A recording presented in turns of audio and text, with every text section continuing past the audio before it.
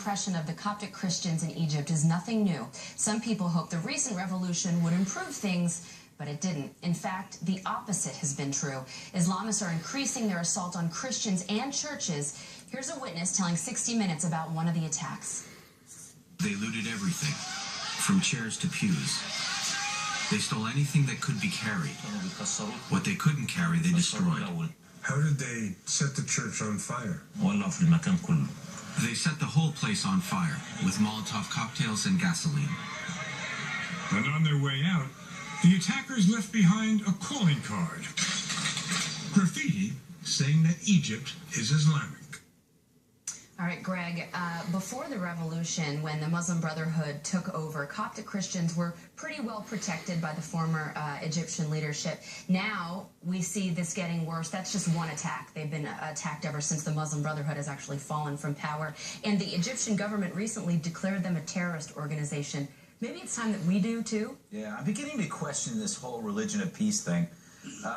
If it's only peaceful if you're a part of that That's religion. Right. But what I mean, the question I always have to ask is, what are you scared of?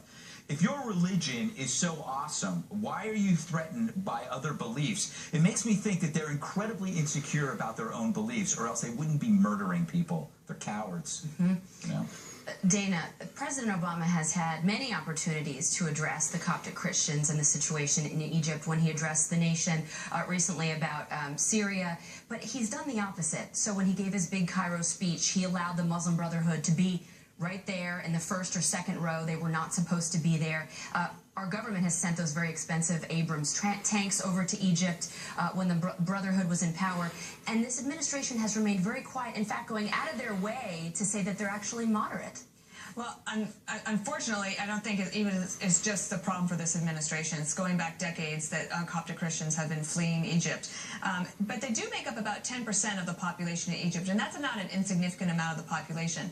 They have only two people in government, in the senior government, if you can, if they're trying to put together a government. And I would hope that behind the scenes, the Obama administration through the State Department is trying to help make that better. I do wonder about two things. That America can't be the world's policeman. I understand that, but then who is going to be? And who will stick up for the women and children? There are increasing reports about abductions of women, and especially younger Coptic girls, who are then sexually exploited and forced to convert.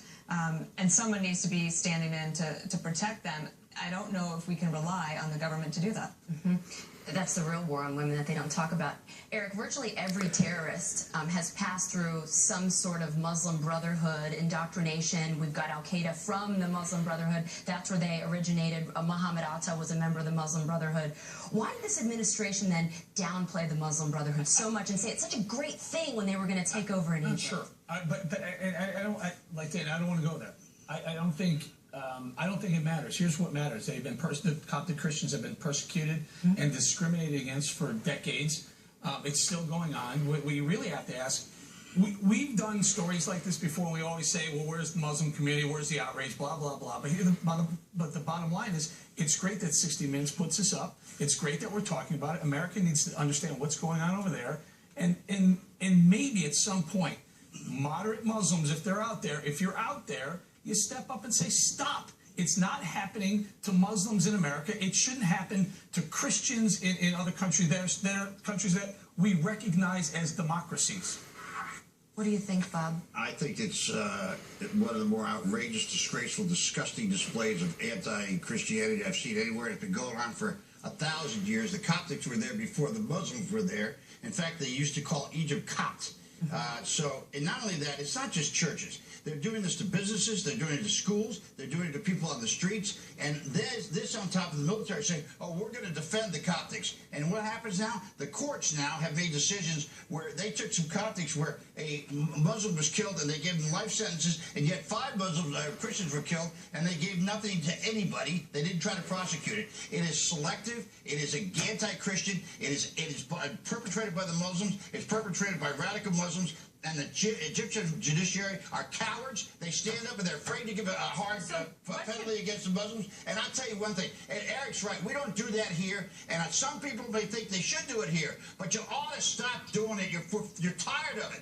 Use your sense. They were there before you were. Should we declare them a terrorist organization, Bob?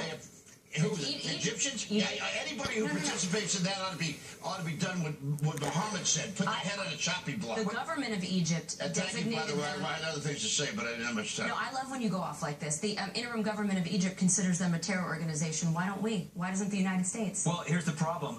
America did put a Coptic Christian in bars. He's the filmmaker who made that anti-Muslim film. So we're guilty, too. That's very true. Next, the Mega Million Dollar Lottery could turn